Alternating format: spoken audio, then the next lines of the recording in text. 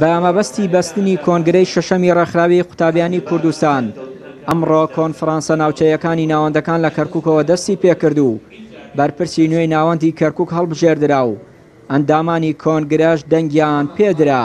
ئەندامانی قوتابیان هیوا دەخوازن لە داهاتوودا ڕێکخراوی قوتابیانی کوردستان پرۆژەی چاکتر و بەسوودتری هەبێت بۆ پێگەیاندنی کەسانی بەتوانە لە چوارچێوەی کاری ڕێکخراوەییدا. یارێمە ئامانجی گەورەمان ئامانجی ڕازیبوونی خوددایەوە پاشان سەبەبەکانە ئێمە ئەوی پێمان بکرێت لە خزمەتکردنی گەنجان لە پەروەردەکردنی گەنجان چ لایەنە خوێندکاریەکەی بێت چ لایەنە پەروەردەیەکەی بێ قسووری تیان ناکەین ئەوی پێمان بکرێت درێخی تیان ناکەین و هەوڵەین لە داهاتووە نوخبەیەکی جوان پێ بگەین.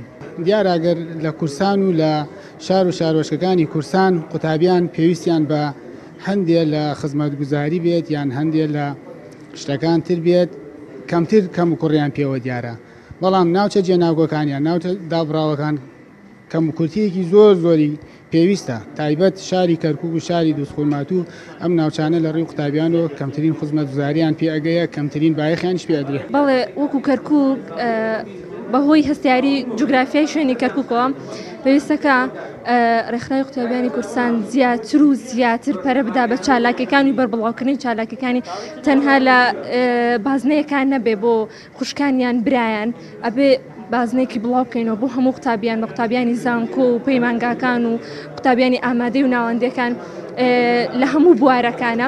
وا بڕیارە لە کۆتایی مانگی تەمووزی ئەم ساڵدا ڕێکخراوی قوتابیانی کوردستان کۆنگرەی شەشەمی خۆی ببەستێت بۆ ئەو مەبەستە وەکو دەستپێکی بەستنی کۆنگرە کۆنفرانسەکان لە کەرکووکەوە دەستی پێکرد. ئامادەکاریەکان بۆ کۆنگرەی شەشەمی ڕێکخراوی قوتابیانی کوردستان کە مەکتەبی سکرتاریەت بڕای لێداوە لە کۆتایی مانگی تەمووزی ئەم ساڵدا گرێ بدرێت.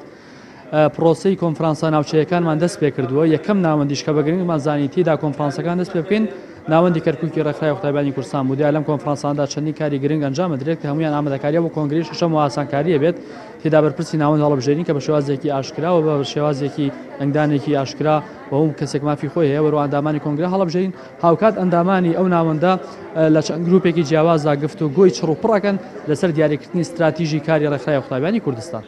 ڕێکخراوی قوتابیانی کوردستان ڕێکخراوێکی سەرتاسەریە و خاوەنی 17 ناوەند و 100 لقە و خاوەنی زیاتر لە 4000 ئەندامە سەدان پرۆژەی درێژخایەنی هەیە، ئەمەش لە پێناو خزمەتکردنی قوتابیان و توێژی گەنجان و پەروەردەکردنیان بە شێوەیەکی تەندروست. چیانوری کەناڵی ئاسمانی پەیام.